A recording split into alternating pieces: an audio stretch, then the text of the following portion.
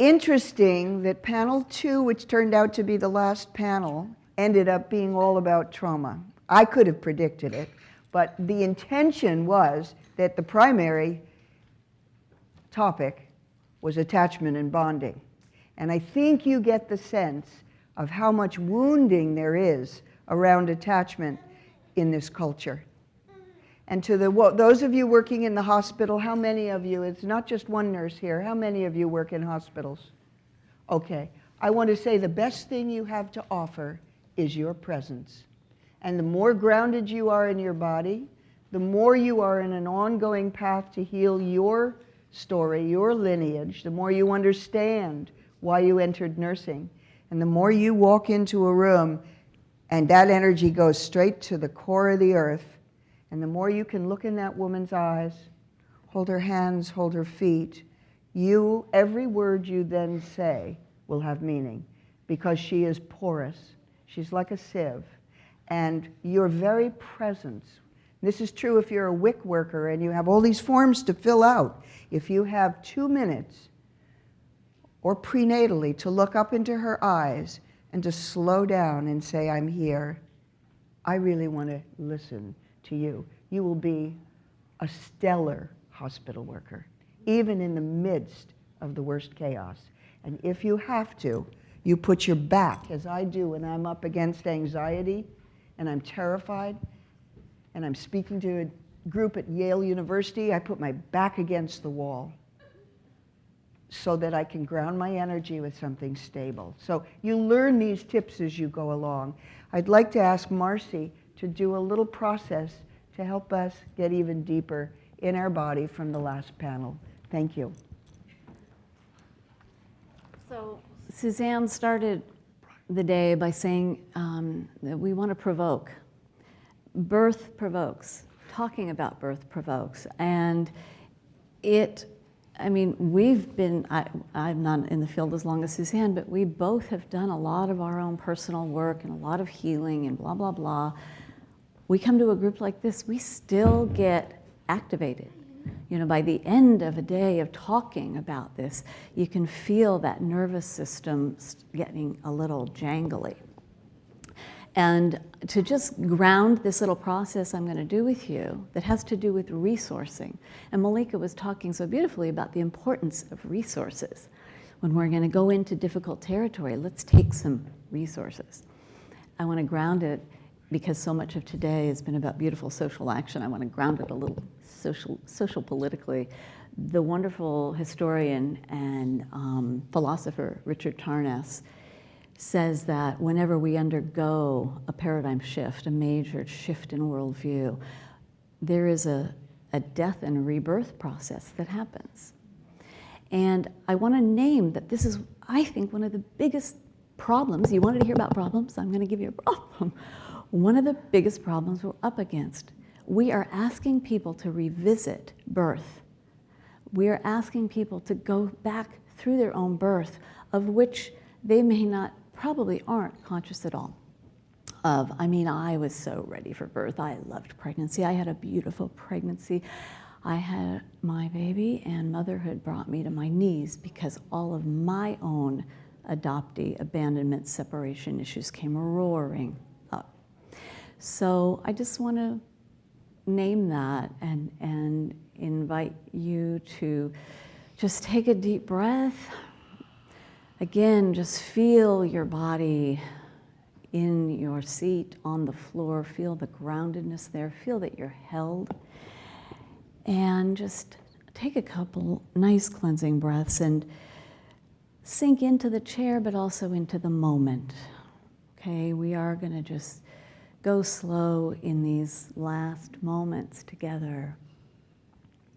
Feeling the connection of your body to the surface where you are, feeling your spirit's connection to all of us here together, and the rootedness there and the comfort of that.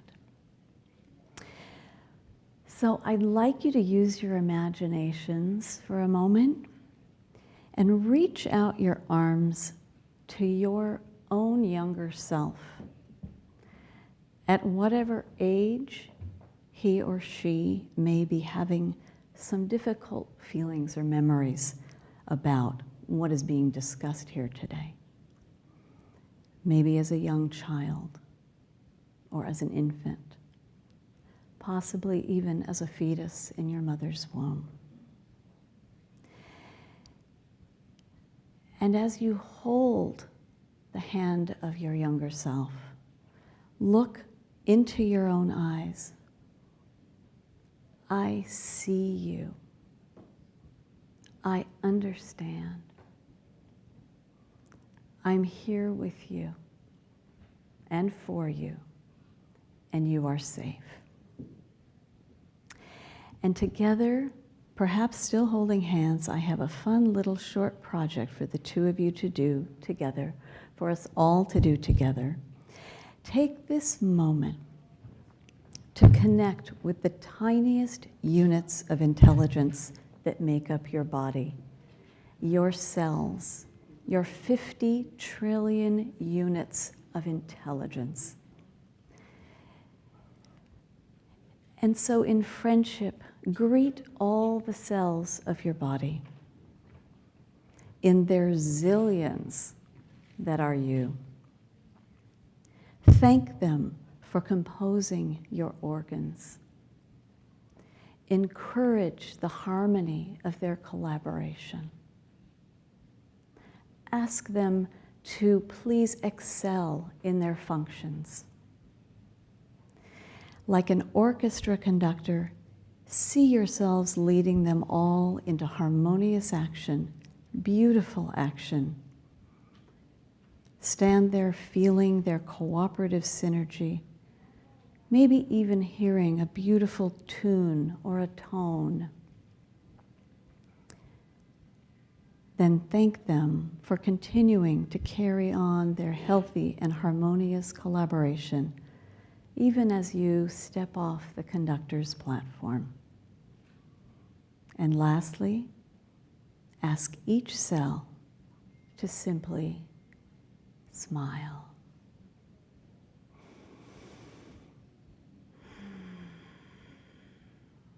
And then you may both open your eyes and be here all together.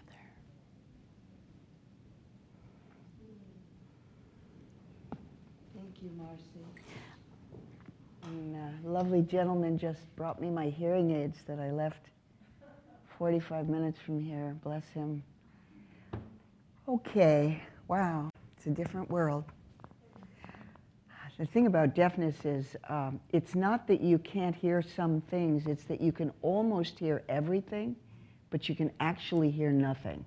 It's like, okay, so if you get nothing out of this panel that's cognitive, it is just fine, because it's not the information that they're bringing, it's a grounding and a resourcing out of a real clear sense that we can transform the paradigm, that we can create an entirely different world in less than one generation.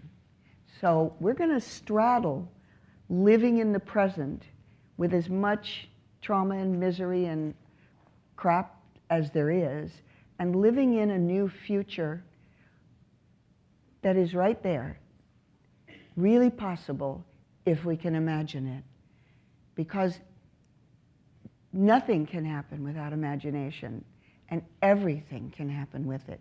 So I'm not going to introduce the panelists except their first name, because you've got the descriptions of them on the papers, and you've got their email addresses. Lucky you. You can call, you can email any of us who speak today. I want to give them the chance to give you their presence and their sense of the future. And we have time. So with that, I will ask who would like to go first. Mel, you don't normally get to speak. And you said before that you might speak a long time. We won't let you speak a long time, but we Right, will I give can't. you first. And Okay. this is Mel Legrand, and I'd like to give him our full attention. Thank you. Thank you, thank you. The president, and even, I hate to say ironically, because I believe everything is written at a specific time, but for you to even ask for me to speak amongst the beautiful women here today, it says something to the change, the shift that you just spoke of. And my own presence in the birth work world, or my being that I exist in the birth work world, is just our life is what brought me to this. So there's a definite shift for someone of my my environment, my upbringing, to not have an inkling of of any literature or anything on home birthing or choices, period. I mean, my knowledge of birth, it stems from, I grew up amongst all women. My sister and my mother, it was just us in the home. I didn't know my father until the age of 23. So that the essence that I get from women has always shaped a very strong point in my life. The birth that I've experienced, from my birth, born, breached, the cord wrapped around my neck, always a very traumatizing story. Even the pictures that are taken after birth, my hands are white from no circulation. I know it might be hard to believe right now, but they were literally white. But no, I mean, the blood was all in my head. So it's like I have an aunt that used to joke like, "Boy, you sure was a ugly baby with that purple head," and all. So from that, just to shed light on it, but from that, and then my sister, she actually had children before I did. Starting at young, she was 15. She had my first nephew that was named after me, which is kind of an honoring thing. I was named after my grandfather, my mother's father. He had 5 girls, and then she named me after him. But with those experiences, my sister, she had him early. I was like a father to her. So that was at a young age, like me losing my daughter, as many fathers go through, to where I've told her many times, I'm kind of scared to have girls. That the heartache that they took from that trust. Like, I was the first person she told when she started ministrating. She came to me. This was my sister, my daughter, so to speak. So for her to go through the early pregnancy, then she had her second son was born, then she had a stillborn child, to where I was honored and blessed to be there and be a source of strength for her, and actually held her legs as she delivered the stillborn child. From that experience there, and that was probably 2 to 3 years before I even left and met Rashonda on the West Coast. I'm originally from Oklahoma, but after that experience, and then moving on to meeting Rashonda, we started out traditionally going to see the OB, and it was just the treatment that we received while going to this, what seemed like 5 minutes once we have the visit. 45 to an hour we're waiting in the waiting room. And there's no personability when because she had an idea of her birth plan, of how she wanted to have her birth. When we told the OB, or she shared with her, she wanted to have a water birth, she threw back at her, "Well, I don't own a scuba suit, so I don't know how you're gonna do that." And I was like, well, I mean, I've never done this before, but maybe it's something that goes along here. So few visits, and it was just the treatment, like, wow. So then we went to visit our first midwife, and the first meeting was like 2 hours. We were just in there just talking with her and getting to know her, and I felt like I knew her better than that OB just in that one meeting. So we started the hypnobirthing classes, and I started to do a lot of research myself, which is like you mentioned, on giving the dads the tools that they need to use. Robert A. Badley, a husband coach, childbirth. His book helped me so much. The Bradley Method helped me so much in realizing the natural aspect of it. And I've always been, I guess you could call, a tree hugger. Speaking with the plants, and for the longest, I would just sit in front of a tree and look at the body work of it, like veins in our body, and just the life force that's in it, and got that's speaking too. And of course, it's like it's the God voice, because you're not hearing a voice, but it's that energy that permeates through you. And all of these things coming to home birthing my children. After the first one, we ended up having 2 unassisted births. The second one, she showed up late, like I said earlier, and she came when it was time to cut the cord.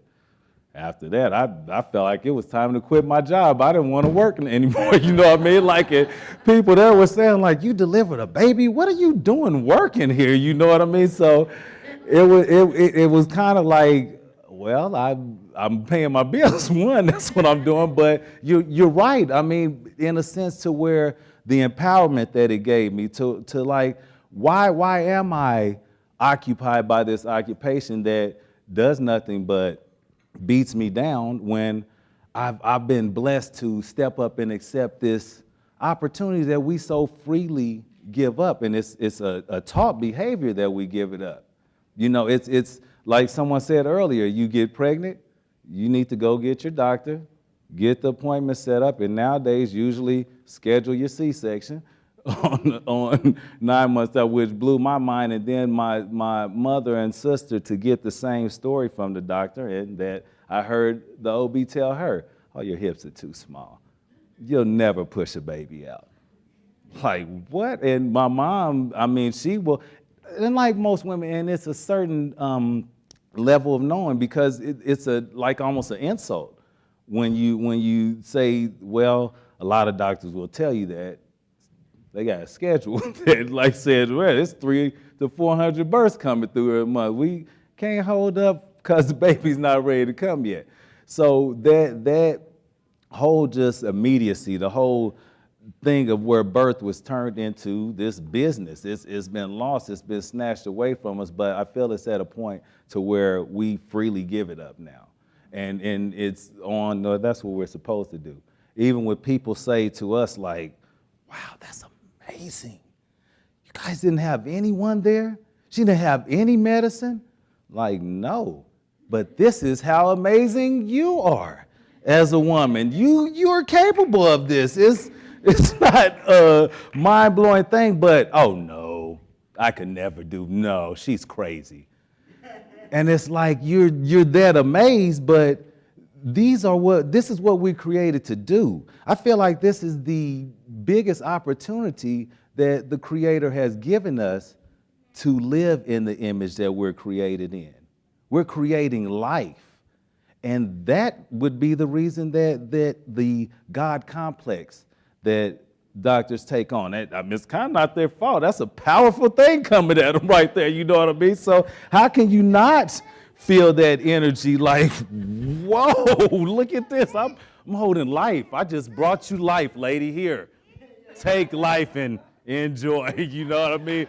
So, you know, so for me, it was an honor, and I almost loathe the fact of having to go back to work, but in our society, I mean, if you're not going to play the game, then you know where you're going to end up outside of it. But we have to grow in that essence, and like you said, there's a shift that is happening.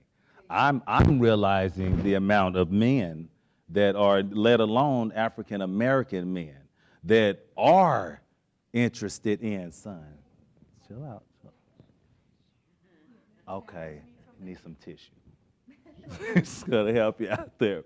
But I mean, just in that's what our life has become to me. And to me, it's like there should be nothing wrong with it. Just like this, the love and everyone supporting. Here, let me help you out on that. And not, oh my God, look at those uncontrollable kids. They're kids.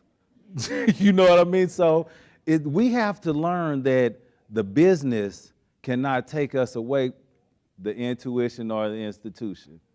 We have to stay tied into what we were created to do. And birth, to me, is the easiest and most powerful opportunity that we have to obtain that. Oh my God, I could just listen to him all day. I defer my time to him. Okay, so what you are experiencing and what you witnessed in that tiny interaction with him and one of his sons, that's attachment. And what you're experiencing with Mel, coming from a background that didn't teach him this, is an antidote to the epidemic of disappearing dads. And that's not just black men, that's all men.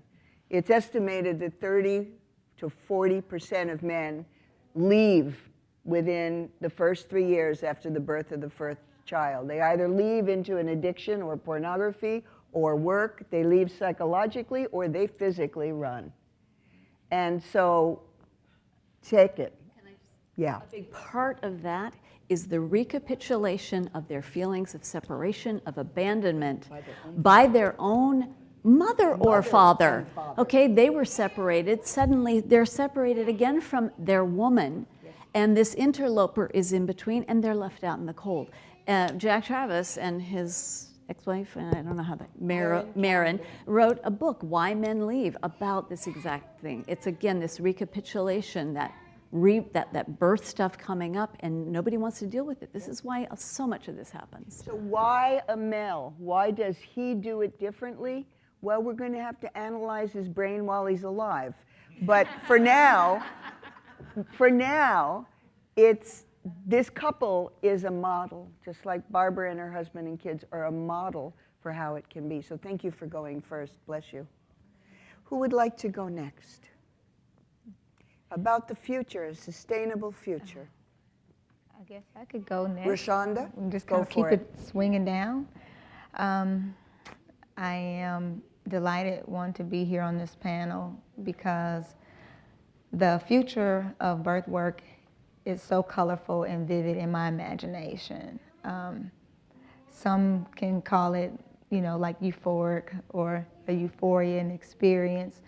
But what I see in regards to birth work is a point of multi-generational experiences that if we don't understand, how important the voice of babies and children at that point and value that, then we miss the point of being able to have discussions like this as adults. We don't get to have the point of validation of our expressions, even when they're out of step or out of tune, hence the in-tune mother.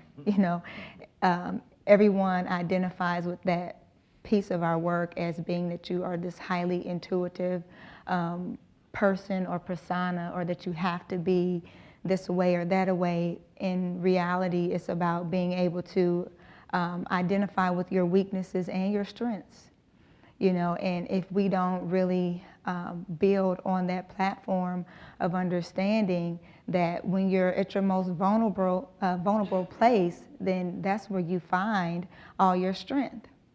And coming into this work, I never saw myself really giving birth in the institution. I always saw myself home birthing, even before I had children.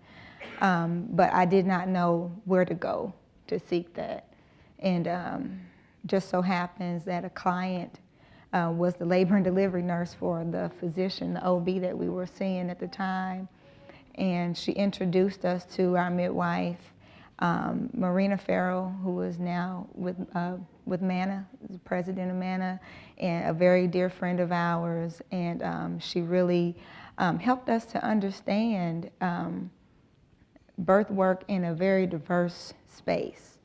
And I jokingly have mentioned before, my idea and my work in birth work is to heal the dirty work, and a lot of that for me is identifying with language inclusion, social inclusion, racial inclusion, breaking down barriers of race, rank, and privilege, and what that looks like, and what that can look like when we learn how to use our words in a very empowering way versus using our words to attack or to feel to create distance, you know.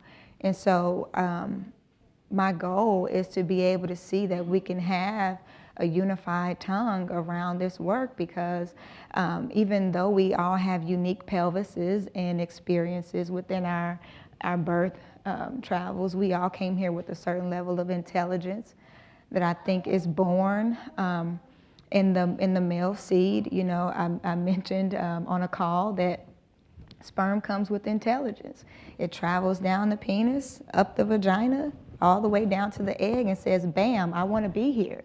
So each of us are here with that experience and with that knowledge of self and kind, but somewhere around the wave of us growing into adults, it gets twisted, you know, through our environment, through our education, even through our economic systems of what value means and does not mean. And so my vision is to see women and families empowered to a position of knowledge of self and kind and respect of self and kind and of one another. And that's my piece, and I'm glad to be here today.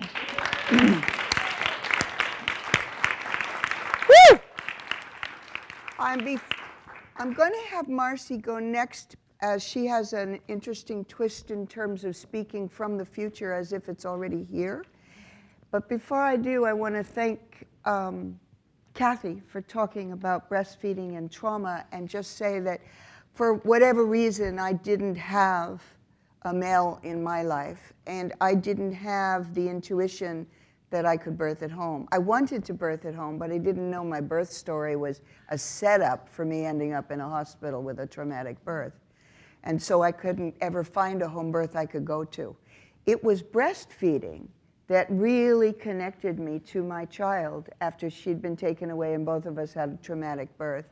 And I was so repulsed by breastfeeding as a sexually traumatized woman that the idea of breastfeeding was disgusting. In fact, whenever I heard a baby or saw a baby suckle while I was pregnant, I wanted to kill the child.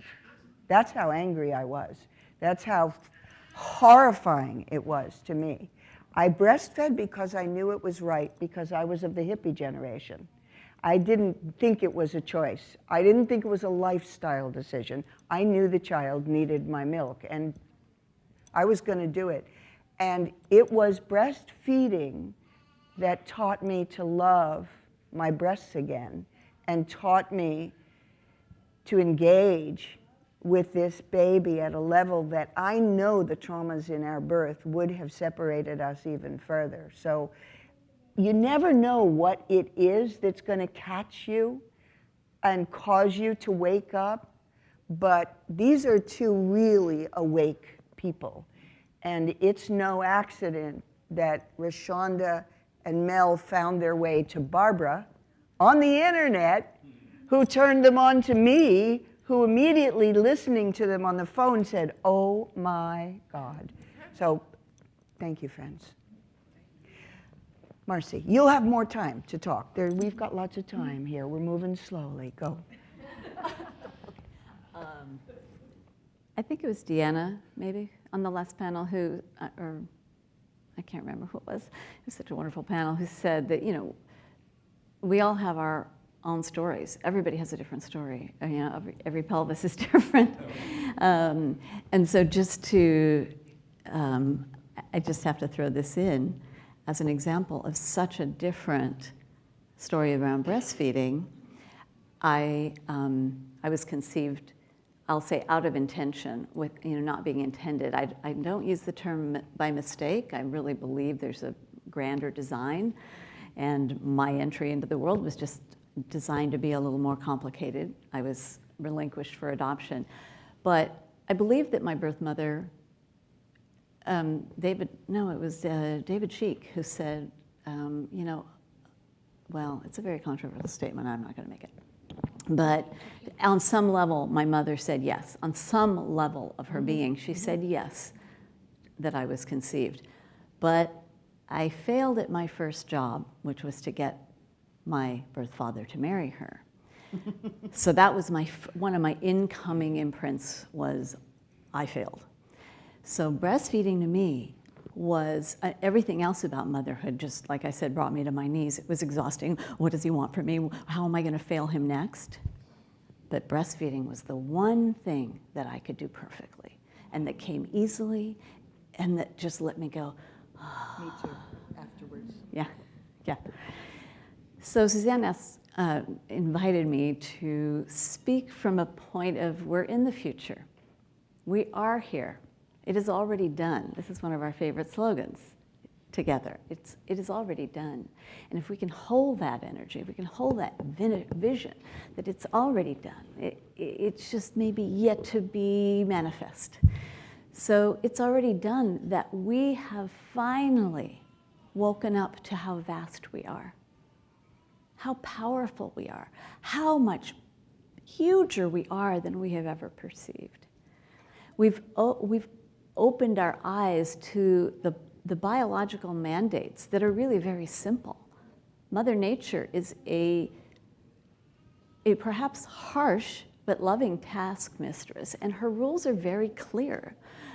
Just like a good parent who has clear boundaries, this is how things work.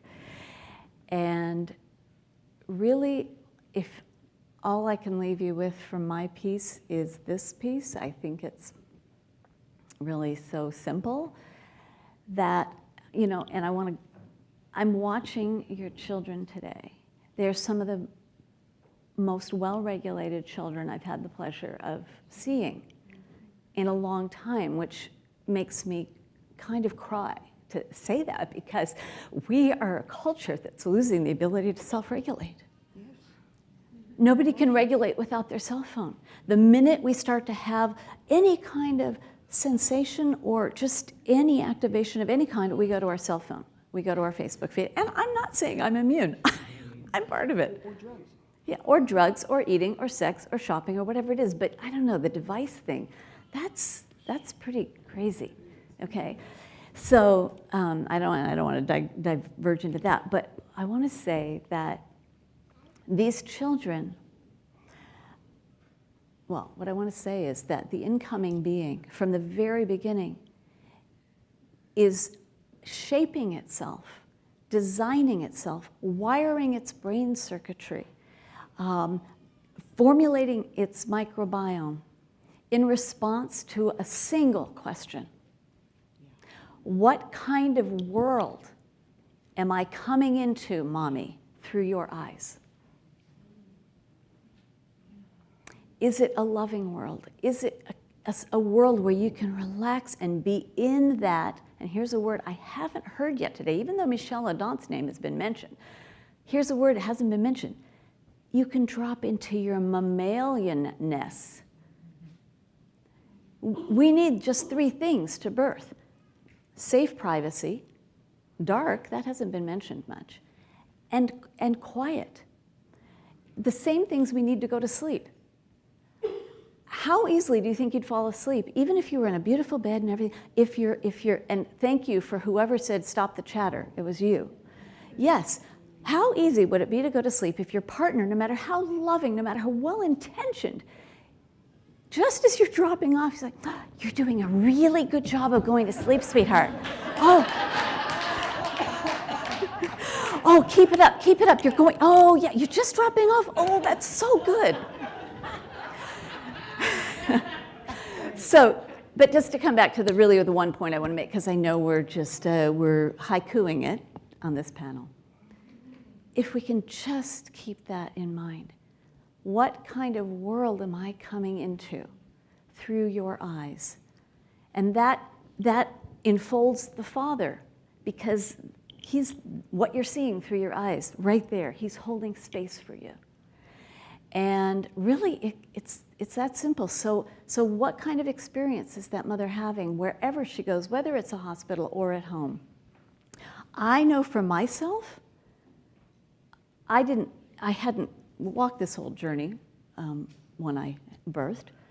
I was so enculturated by a mother who taught me it's dangerous to be a woman, okay, because here's a woman who had a near fatal miscarriage after having birthed a Down syndrome baby when in that era, 54, You didn't talk about it, you just put them away in an institution. So I was adopted to replace a Down syndrome baby who died in an institution, left alone, whose paternity was disavowed by his father, who would tell all his friends. He was fathered by a Jamaican because that's where he met my adoptive mother when they were on vacation in Jamaica. And really it should have been a 2-week vacation fling, but she wanted him. You remember those were the days where you'd get pregnant to catch your guy. Anyway, I really kind of digressed there. I can't remember what took me off there, but what kind of world am I coming into? And at the cellular level, what the cells of every organ of our body are asking is the binary question. Is it safe to grow fully? Or do I have to protect and defend myself? And if we grow in defense, we will never grow fully. It's one or the other, always. Except we can end up with a male who didn't start out with the best background. So we can transform. It's a paradoxical thing that it matters so much what we carry, and yet. But I'd still be curious. I'd love to confab with you. I'd like to do more of a psychohistory on you. There's some resilience, strengthening something in your early days, just as with my dear man who's taking pictures here. Somebody must have loved him. He was the firstborn son of a 7-child family. Okay, the second child, first son. He was beat. He had a fire captain for a father, a badass fire captain. He was beat, bloody, teeth. But I know, because I know him, that he was well loved in his foundational time. Yeah. Now, Marcy's speaking from the heart here, but her book, Parenting for Peace, has some of the best analysis of the research on neurobiology and neuroscience that you will ever find. So you're hearing one side of her today. Thank you, Marcy. Thank you. Who wants to go next? I'd love to. Go for it. Yeah, because this is setting up for me perfectly and how you're talking. And it's just been incredible to listen to everyone's stories on this panel, the panels before us. And it makes me come to my beginnings, which some of you know, is I grew up really close to a big Italian family. You'd never know from my name. But I listened to birth stories as a little girl, and I had the stories of my great-grandmother Angelina, my grandmother Philomena, my mother Judy, and came into being born in this circle of women. I mean, they were there during my labor, during my birth. I was breastfed for 2 years and came out of that place of entering the world in this deep place of love, acceptance, and a big matriarchal family with strong men that were there, but supporting in this great network of Italian women. And so fast forward, you heard a little bit from Ken. I go to give birth to my son in a time of medicalized birth in Montreal, Canada, and realize that I can give birth like they've all done, but the system is going to fight me. So what do I do to stick with my birth plan? Lock myself in the bathroom. So my key to, not being listened to in a hospital is lock the door. And really, it was at that point when I locked the door and said, well, my great-grandmother Angelina's with me, Philomena's with me, Judy's with me. I don't need all of them out there because they're trying to hook me up and drug me up and do all that. And I just waited in that bathroom until the one resident who was going to honor me knocked on the door, and then I was willing to come out. So fast forward to what we're talking about is how can we all live in that world? How can we create that foundation so women birth at home, find their power, men support them, or if they're in the hospital system, which is the vast majority of women in the US and Canada, they have the power to stand up and speak their truth and their rights. So a few things I'd like to kind of put out, because I think that we're all coming away from today with stories that are touching us deeply, that are moving us in all different directions. And how can we bring those stories to everyone? And I've had a dream for a while, and I hope someone will make it happen. And that Could you imagine if one of the coffee chains, Starbucks, Cozy, there's so many of them, if like every Tuesday morning at 10 was birth story time? And all across this beautiful nation, people came, and it didn't matter if you haven't had a baby, tell how you were born, tell every story that's out there. Let's learn the lessons, let's share. Look how we learned. We learned from our stories of trauma, we learned from our stories of health. I think every story needs to be told and heard and validated. And when we're pregnant, we learn from them. What can we take away? How can we, asking that beautiful question, that could be the question almost, as you said it, I thought, couldn't that be the question for every circle? Yeah. And that would be kind of take out, from it. So I put that out. And on the other hand, we've heard beautiful stories of doulas. I am a doula. I've had the honor of facilitating many doulas to birth and grow over these 30 years. And I think it's important to know that 2 states already have Medicaid coverage for doulas here in the US. New York right now is also working on it. I'm part of a program called Healthy Women, Healthy Futures in New York. The New York City Council has given $500,000 to provide doulas to underserved women in the 5 boroughs. That is growing. I think within the next couple of years, you're going to see doulas as a covered benefit for all in the US. If we insist. It's there. It's there. So I can talk with those that want more information. There's no reason it shouldn't happen in the next year or 2. And the other thing I am really blessed and honored to do is to chair the International Mother-Baby Childbirth Initiative.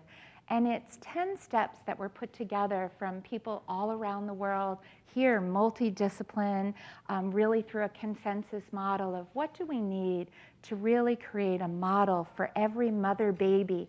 And I want to say we write mother-baby as one word, no space between them, capital M, capital B, no hyphen, no space. They're one entity. Let's write them together, say it together, put it out there together. So for every mother-baby, to be treated with respect, dignity, quality care, compassion, love. And what I'm seeing as I'm going around the world meeting, I like to say kind of from the grassroots to the grass tops, from the groups that are on the ground to the ministries of health and the World Health Organization, is we are in a time of change. 10 years ago, I had so many people give a lot of excuses on why they couldn't do it. What I get now is, how do we do it? The question has changed. It's not defensive. It's let's do it. And I'm really loving our models that are doing it. So a model in Quebec, a hospital in Cowansville, was already started on the path, but really asked the question, how can we deepen and do it one step at a time? And they're documenting the process as our facilities in Brazil, India, Austria, the Philippines, Bali. We have sites that are doing this all over the world right now. But one of the things I want to share from Quebec, especially since we have some from Quebec here, is that they in-service their staff, and they did a lot to change the mentality of the staff. They really changed the hospital into this paradigm, but they still didn't see the outcomes, and they realized the missing piece was in the education. And you talked about that. How do we get to the women and men so they understand their choices and options, so that they'll step into it? So they started changing their education classes, and it was when they changed childbirth education and all women and men that birthed there had access to it, that the model really shifted. So there's so many things that are happening in a good way, and I really encourage all of you to check out imbci.org. It's available in 22 languages. You can see our models. And starting next month, we're doing webinars on one step every month with 3 actionable steps that you can do as an individual, as a caregiver, as a parent, to really bring kind of this healthy birth mother-baby model to your community. International Mother-Baby Childbirth Initiative. IMBCI.org.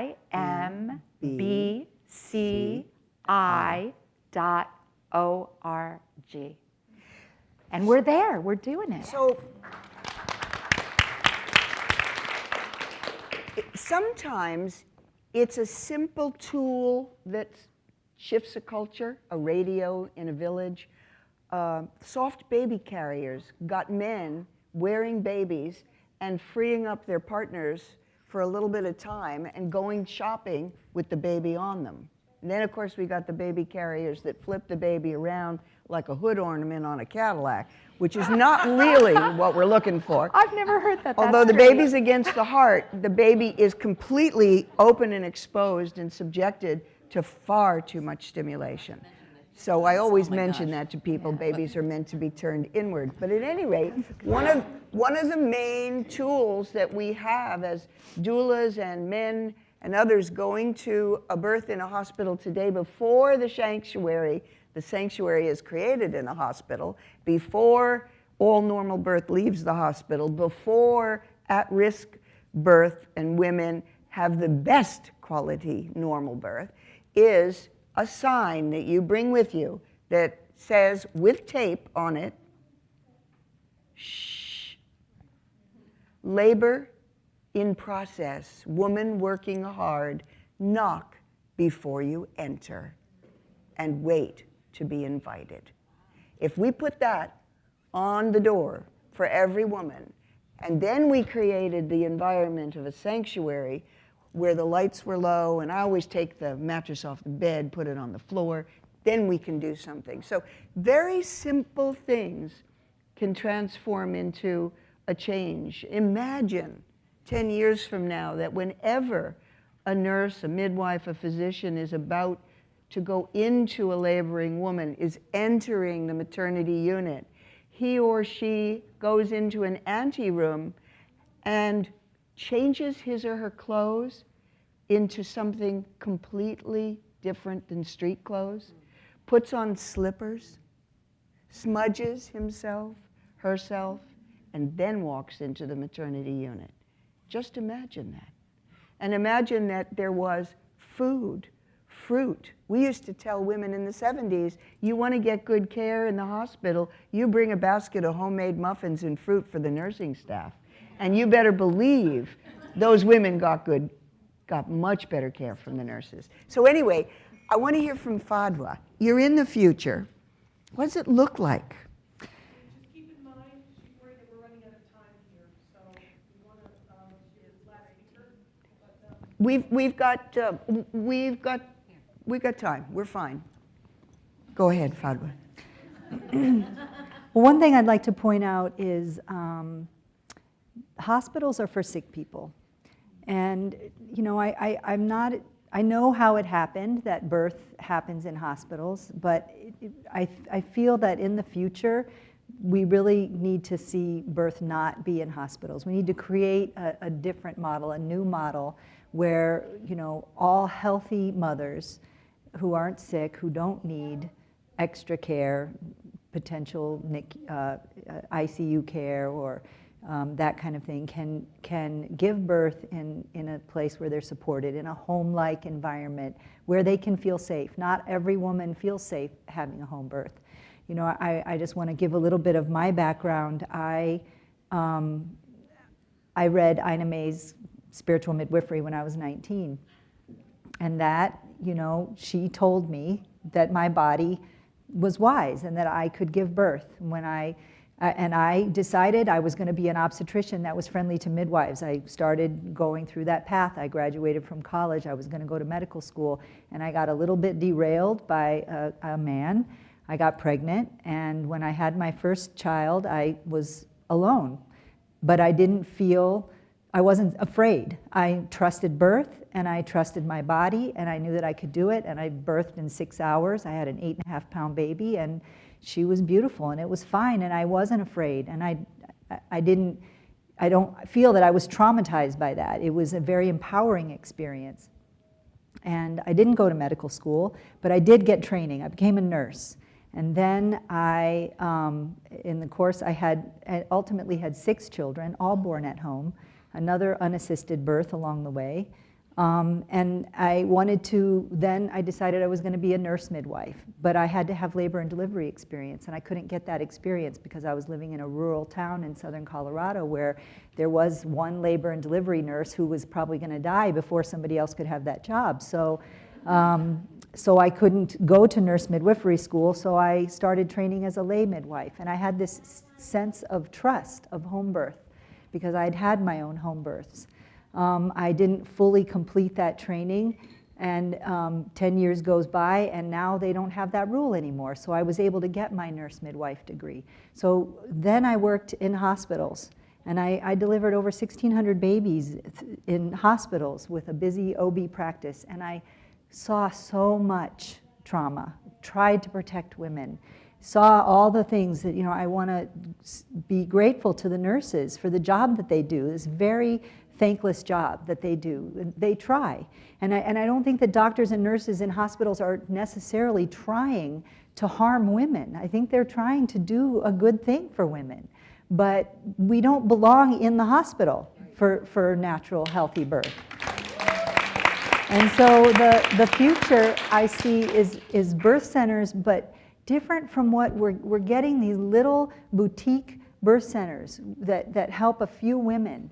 And I want to see something that can replace labor and delivery, something that can deliver hundreds of babies a year, in an environment where you can have an education for nurses, for doctors, for DOs, for doulas, for licensed midwives, CPMs, as well as nurse midwives, showing them, how natural birth can be, how natural it can be, how easy, really, it can be for women. You have tubs, and you support that process.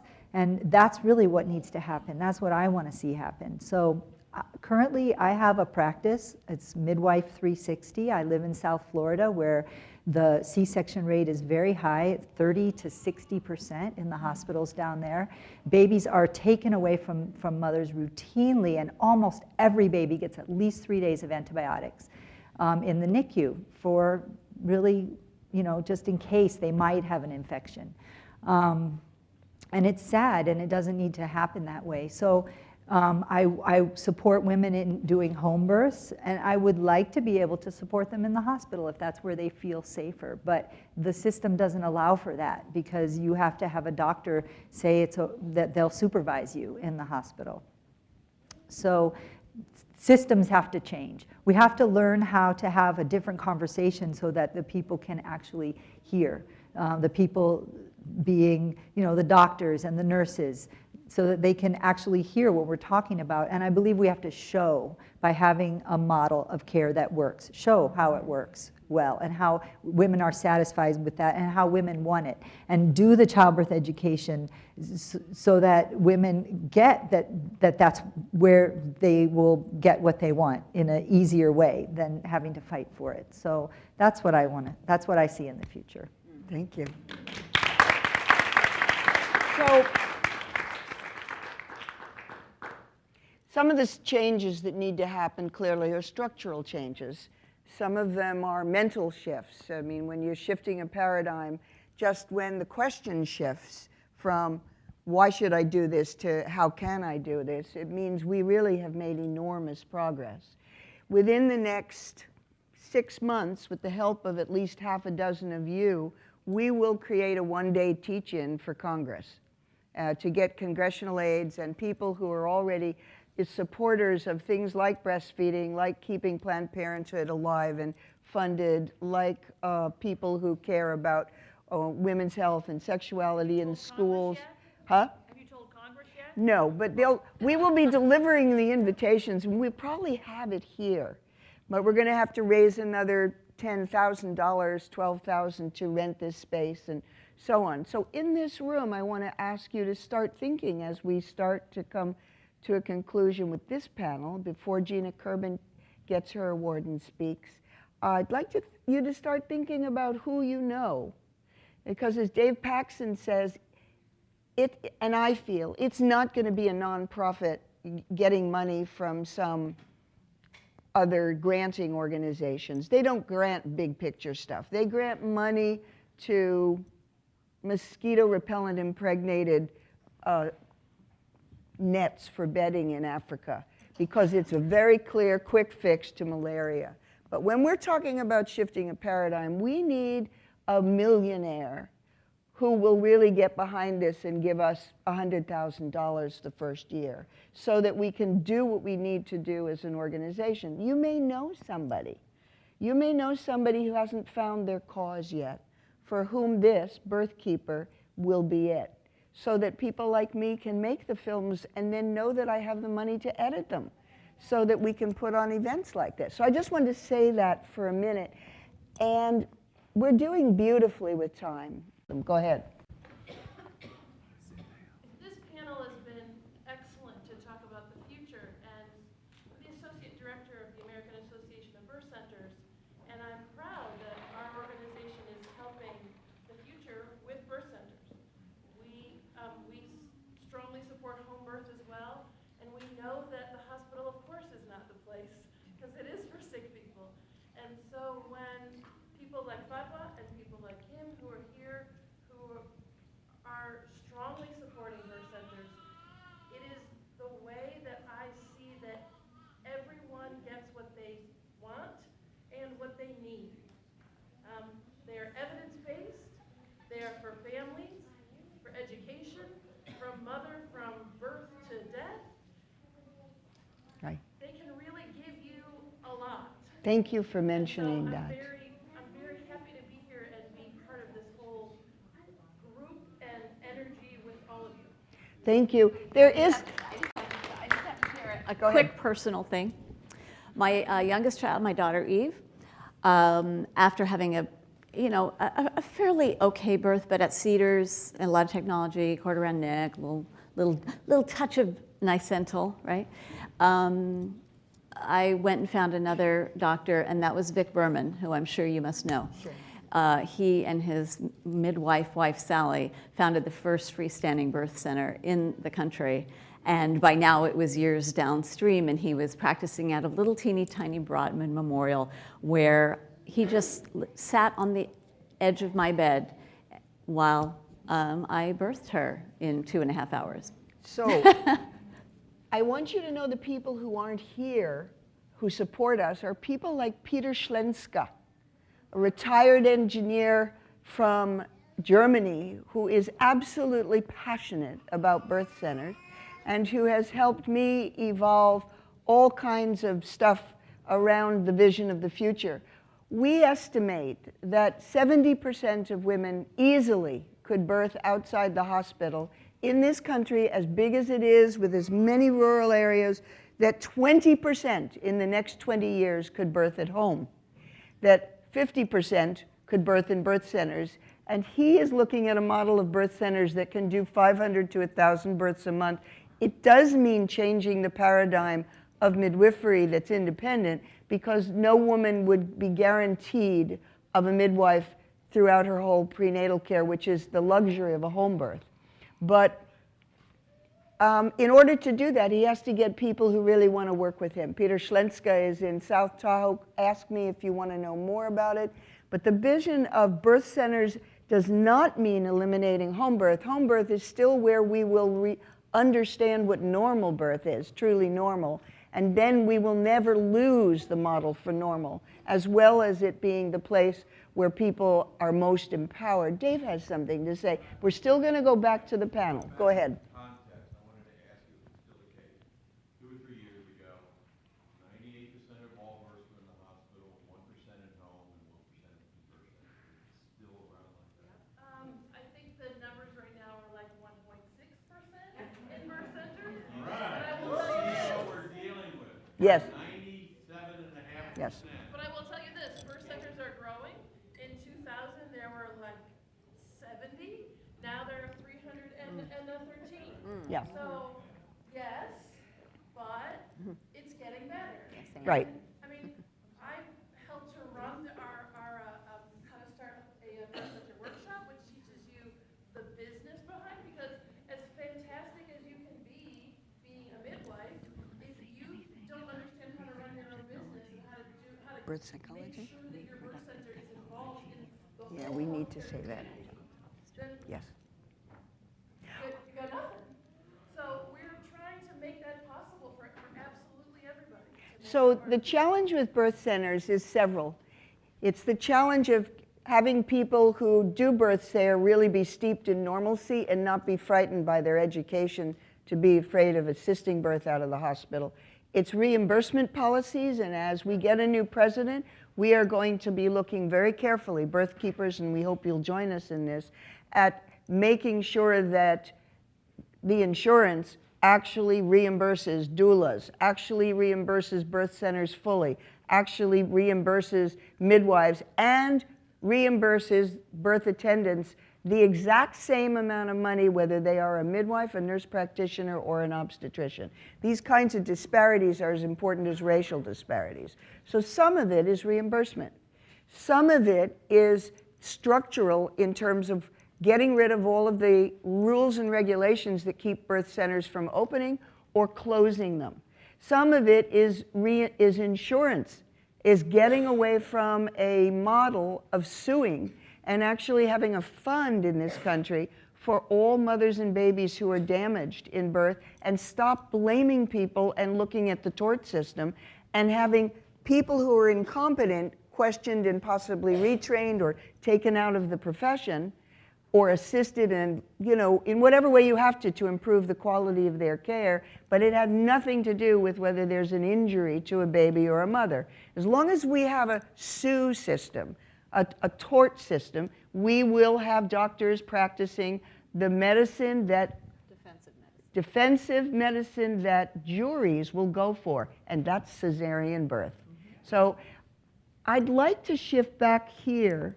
We've talked about birth centers, we've talked about home birth. This is a panel for the future, and we're now imagining we're living in that future.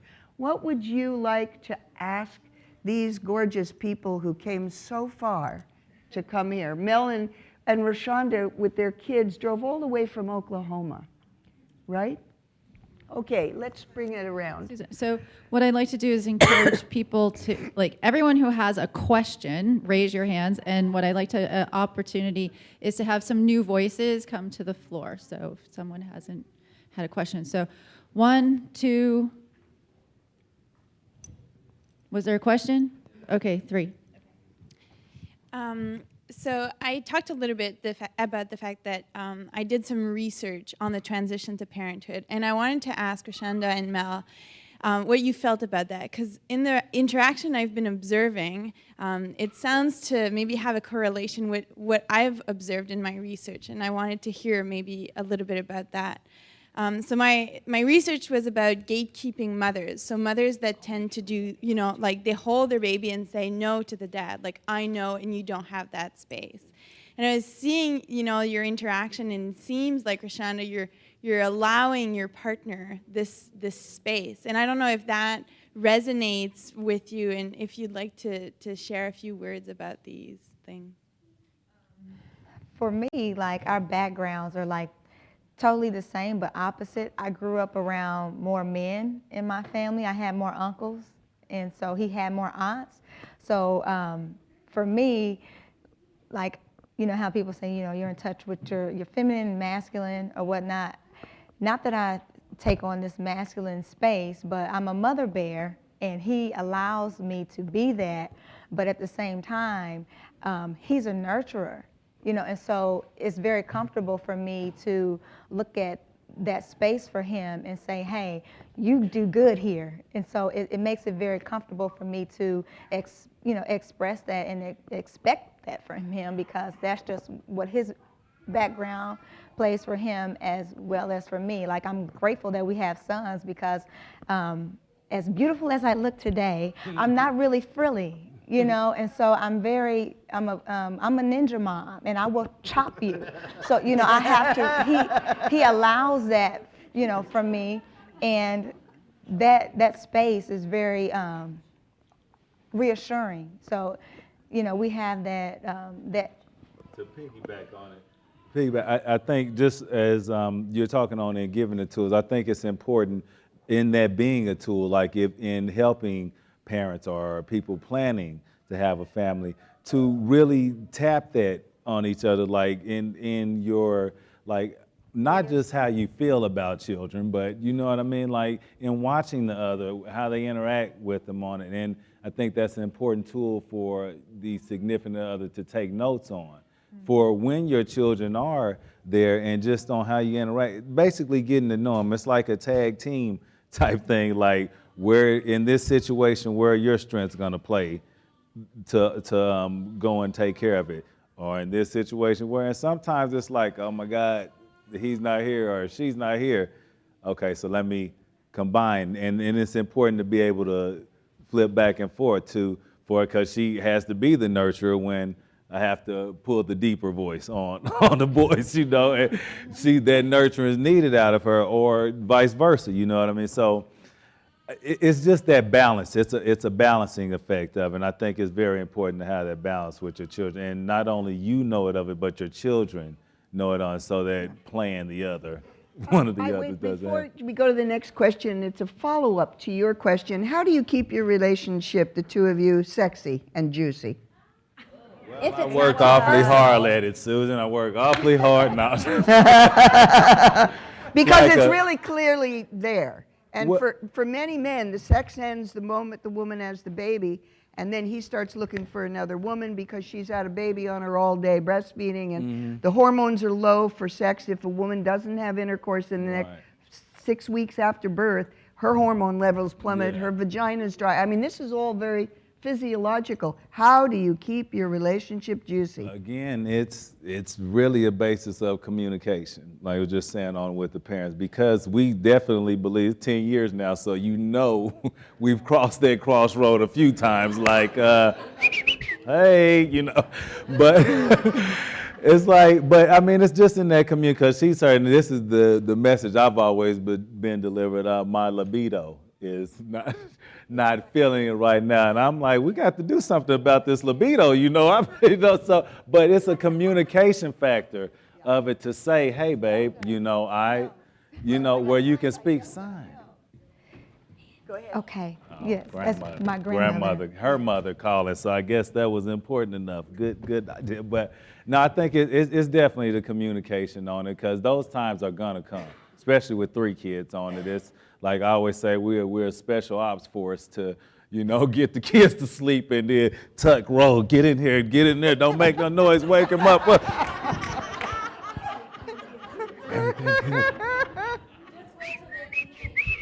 Yeah. Okay, Yeah, right. thank you. Okay, Next ready for person. the next question? So this panel is great that you are forecasting the future, and it's something that you are touching on that's sparking a big question for me, because I understand that all care providers, it's a bit of a what's the word? It's very fluid, the role. So the midwife, the doula, the nurses here, sometimes the roles are not so clear what's happening from one to another. And we were speaking yesterday about the universality of the midwife role, that the word midwife doesn't really mean the same in every place. It doesn't conjure the same image. And in some places, it's really clear that when you say midwife, you really mean somebody who's steeped in medical practice. And right now, at the end of this conference, the summit today, it's been clear that there are these other elements that are so important to tap into in the birth space.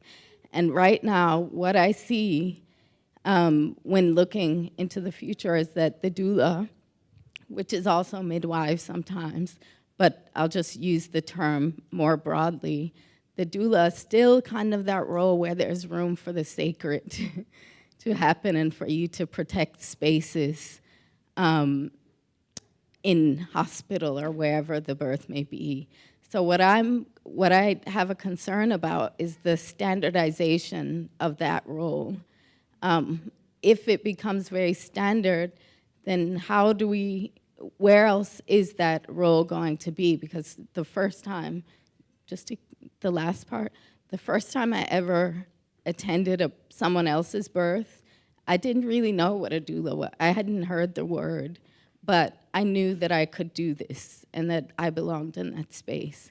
Who was I? I was myself. I was connected to the essence that allowed me to trust this experience. So how do I maintain that in the future of us broadening the ability for us to be accepted in these places? And Deborah, you were speaking about Medicare paying for the doula role. That's incredible. And once we get there, how do we slot in the future? So, Question, anybody want to answer Yeah, that? beautiful. Well, I'd love to at least start off, and then I think really important because we do have Medicaid funding for doulas in some states, and we are coming where it's going to be across the nation. And I think we have to work collaboratively to define how do we hold that space. I will say personally, I often worry about the name doula because it begins with do. And one of the things I know I try to facilitate in my workshops is that it is about being, it is about holding sacred space. And I wish we had changed the name to Bila, you know? So I always tell everybody, go forth and be.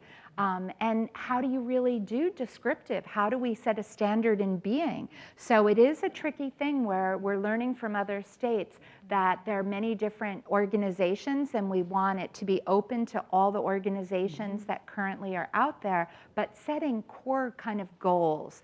And then how we achieve those goals in each of our communities can be determined by communities, because I don't think we can set one standard. I think we have to allow every community culture to set what it is for them that being in that community, that offering that presence means. But so that is a this discussion. is very important, setting standards. We have a group of young women coming up who think it's going to be cool to be baby doulas because they can get $25 a night to stay overnight and work for white women who have the money to pay $25 a night to not be with their babies.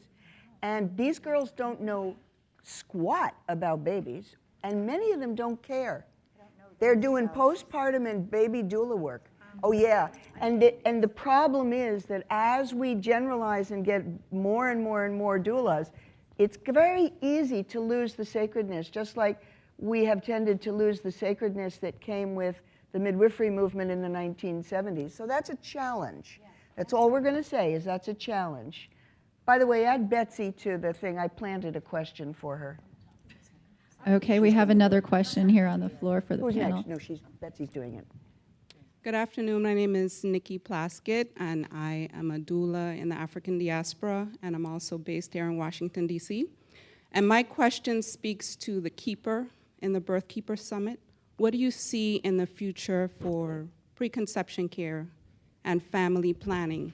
Because we shouldn't be having this discussion or actually affect to see change in this discussion if we don't address the needs of the family before they conceive. Well, I could start with that.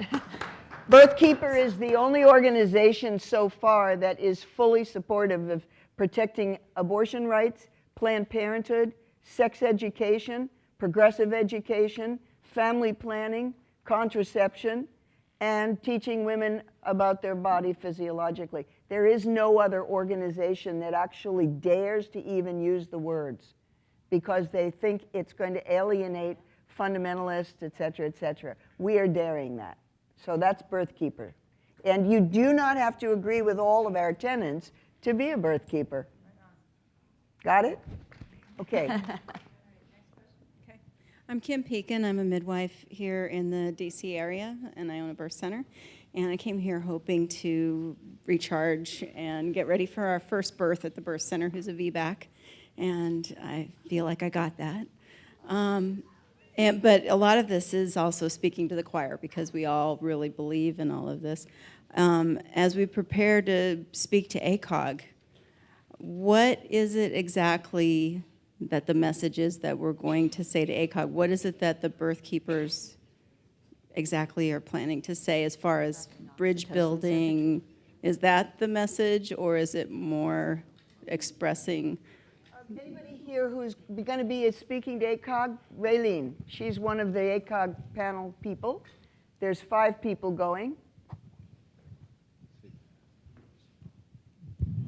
Just briefly, we are definitely, they have specifically asked us to address the issue of birth plans, to try to understand better what women want. And so we're going to use that as an opening to create a dialogue. We're not going to see this as a one-session conversation, but really our goal is to have an action plan for ongoing conversations about how birth can be improved in our country. Thank you. And that, of course, leads right into informed consent, of which there is none. There's many, many issues Okay. that we will plan to discuss, but we basically want to use this meeting to find out why did they ask us for this conversation? What is it that they are already doing about the question they're asking us, how to improve birth? What are they already doing? And how can we be a part of that process? So it's an exploratory meeting with the goal of having an ongoing dialogue so that we can address all the many issues that need to be addressed. Thank you, Raylene. It's about building connection and relationship yeah. from which we can then move into very sticky areas. Exactly. And we are also going to do at our demonstration and rally, we're going to be doing the push, the pushback, the things have to stop that aren't working. So we're doing it on different levels. We're addressing different it from people. two different angles, and we're very hopeful about the possibility of having an ongoing conversation. Thank you. Okay, there are 2 more questions on the floor. Okay. 1, 2. Mine is a quick question. I feel like I'm a doula for the mother that we haven't spoken about, which is Mother Earth. And in that way, it's a very conflicting role, because the truth is we are already have beyond Mother Earth's carrying capacity as humans living in the way that we do now. We have stressed the Earth beyond what she can handle. And I don't even know what the question is. I know in myself, I have a lot of conflict about that. I would like to say that we should be on a replacement only, that none of us should have more people added to this great and beautiful planet than what we already have. In fact, maybe we need to have less, but obviously, I'm also, as a birth keeper, there's tension there. And I just want to put that out there. Let us not forget, we're talking about mothers, the great mother, which is the one that holds all of us, and the amount of stress on Mother Earth. Thank you. Go ahead. No, I was just going to say in retrospect to your comment that this is where we get to build on preconception education and conscious conception, because a lot of times, when we look at childbirth, a lot of it is not planned. So when we don't plan, we don't have the actionable steps to make sure that we are secure even within our planet as far as the numbers are concerned. And we talk about, the ability to have abortion rights and things of that nature. But if we were more cognizant of our choices in the way that we plan around conception, then we have more aptitude and ability to shift things in a way that makes it more of a positive experience for the planet and for humanity as a whole, because we're making decisions based upon, not lack or fear or anything like that. We're making decisions based upon the ability to continue to create out of love and sustainability versus the latter. And so even with the way that we teach within preconception and what is it? I can't think of the name. Contraceptive care is that we teach on the ability to understand bringing together relationships. And a lot of times when we don't already have relationships in place, then we have these issues that come up where we have an overcrowded planet. We have, different disparities that take place because we don't have the foundation laid for Mother Earth to sustain itself. And so that's one of the bigger points, is being able to create that environment of discussion, not through sterilization or things like that, which we found a lot of organizations that we are working with, a lot of them have information that says, sterilization is the first way to make sure that you don't have more children. But, I came here with all my pieces. I want to leave with all my pieces, And so in that aspect, you know, when we think about it, we just need to learn how to use our pieces with more discipline and discretion. And so that will help, but we don't have those kind of conversations because everything is put in the pill. And the pill, a lot of times it does affect the body, but it affects the mind. So we could be taking placebos all day long, but when we don't have the physical discipline to really, you know, experience what's necessary, then we miss the whole point of what it means to be fruitful and multiply. I'd like to just add to that, if it's okay. I think we have to change the conversation in that we need to talk to people about their habits.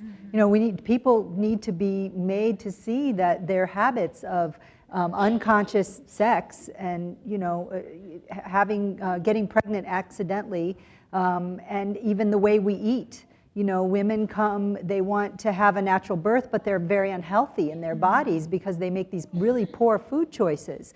And it requires changing habits, which are very personal to people. They don't want to change their habits when you start talking to them about things like that. But we have to have those conversations. We have to find ways to do it in a non-threatening way and help people see that they have to make better choices if they want to have better outcomes.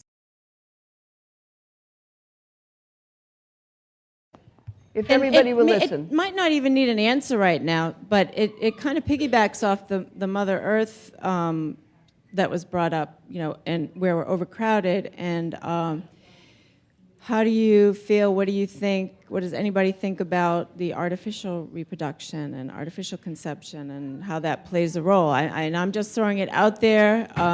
Suzanne kind of asked me to, but I think it's a good question that does not require an answer necessarily right now. But well, I just want to give just a very quick, high-level meta thought on that. Okay. First of all, to be sensitive in our language, we don't call it artificial anymore.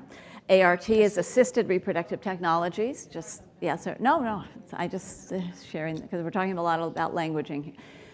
So first of all, I do believe in, and you find in the literature, in times of high stress, times of war. The fertility challenges that women are facing, that people are facing, men too, are a reflection of what Claudia brought up. I mean, it's all a symptom, it's all a reflection. And Mother Nature is a very strict but loving taskmistress. If your environment is not safe for new life, I am not going to bring new life in for you.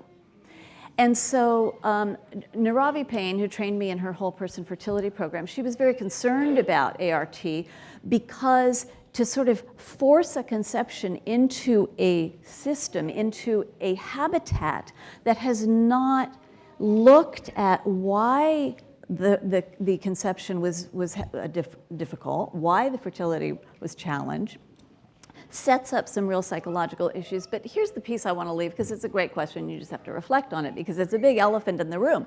It's really here. It's Brave New World. Boys and girls, if you haven't read Aldous Huxley's Brave New World in a while, go pick it up and read it. We are there. Eradication of the mother, eradication of the womb is very, very close. Okay, I don't want to get all dystopian on you. But here's what I would love to leave you. What did I say? No, dystopian. I said dystopian, yes. Here's what I want to leave you with.